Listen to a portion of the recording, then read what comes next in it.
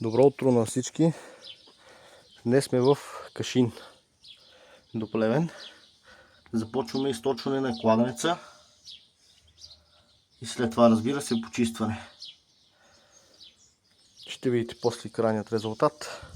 Тук няколко дена не снимаме крайният резултат, защото имаме на ден по 2-3 кладенеца и много бързаме, но днес само ние ще снимаме. Кладенеца в Кашин вече е почистен.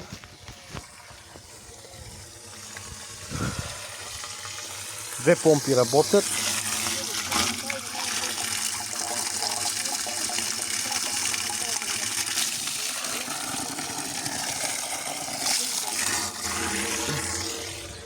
И тук много вода има.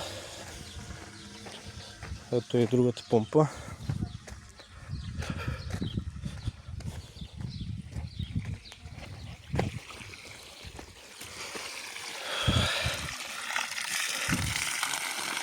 Вече избистри водата.